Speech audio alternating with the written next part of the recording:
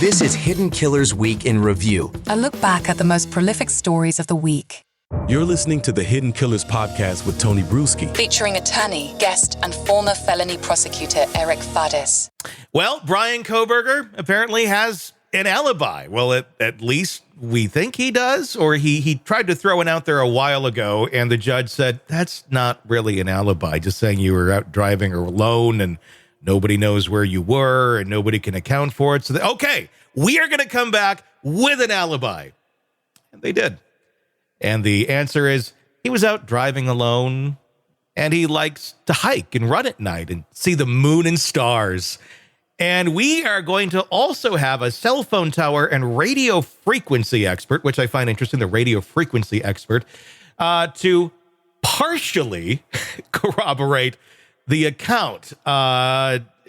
It's the same alibi, basically, but moon and stars, and they're got somebody that agreed to get paid a bunch of money to say they're an expert on this.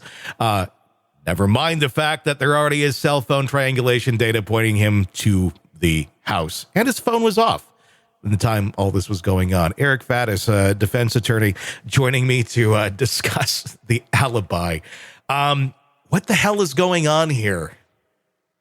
You know, in looking at this new alibi, it's pretty non-traditional because typically with alibis, you need an alibi witness. In fact, in Colorado, when you endorse an alibi defense, you have to list the witnesses associated with that alibi.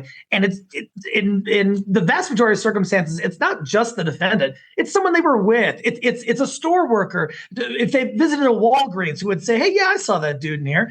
But here, all we have is Kohberger's kind of self-serving statement that I was driving around and looking at the moon, and then this expert who will, I guess, say, yeah, the cell phone towers suggest he was driving around.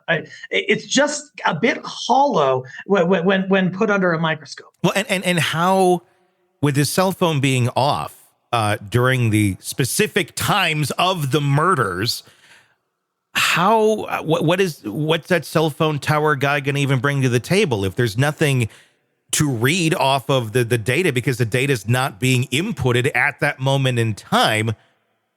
What does he have?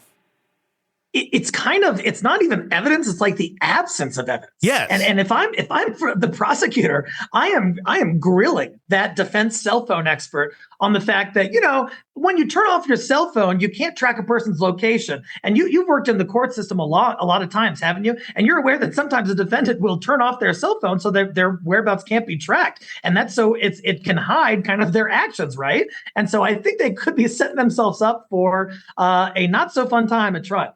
This feels like it hurts him more than it helps him. I'm kind of surprised that they didn't have to provide an alibi either. I mean, I guess that's the other question is why keep going down that road? Wouldn't if he had an easier time just trying to argue the evidence of like, well, there's so many things they could throw at that to try and create reasonable doubt. But this is just like, it's another lie on top of the whole case. I mean, that's my take on it anyway.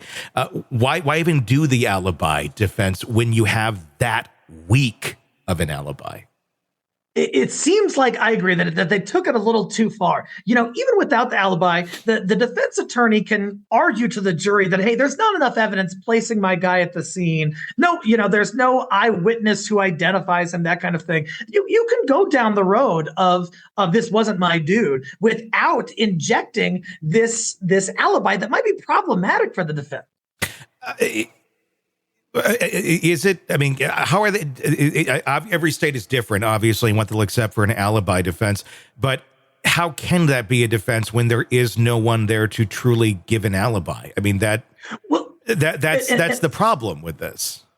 Exactly right. I mean, usually like a traditional alibi would be if I was accused of murder and I was at home with my wife would be an alibi witness. Yes. And she would say, hey, Eric was with me. He didn't do this.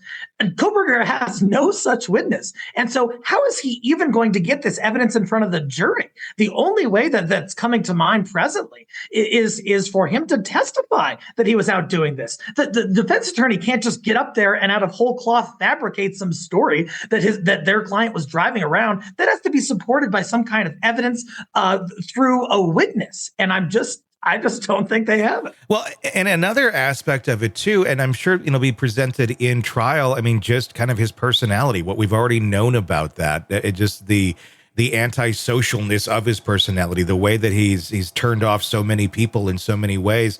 And then you have the creepy guy basically driving around at night by himself. That in itself is weird. I mean, it doesn't play well in any stretch of the imagination. Is Ann Taylor just like kind of at a cliff here of like, I got to do something? And is there a bigger strategy to this? I don't know. She seems to be a fairly effective defense attorney thus far for the shit that she's been dealt. But I don't know. I can't imagine what she's trying to do here. I feel you. Ostensibly on the surface, it's kind of a bad look. But I'm wondering if defense is going to spin this in their favor. And they're going to say, hey, I represent a social pariah. I represent a scapegoat. I represent a person who's an outcast, who's antisocial, who society has sort of, casted out and just placed blame on and said, let's call it good and just condemn this person. He is a little weird. He is a little erratic, and he does drive around at night and watch the moon, but that's not a crime. And I'm wondering if defense is going to sort of play it like that. Be very interesting if that's the direction that they go with this. I don't know. I'm at a loss here. I was expecting to see something, but literally the stars and the moon and a radio frequency expert. You can't call the stars and the moon as witnesses, so I think they got a problem. Well, they may try. Sick of the ads? We are too. Start listening with no commercials now and get access to all of our episodes in advance of everyone else. Become a True Crime Today Premium Plus subscriber on Apple Podcasts. Search True Crime Today Premium Plus on Apple Podcasts or go to our podcast page and sign up now. True Crime Today Premium Plus. Sign up now.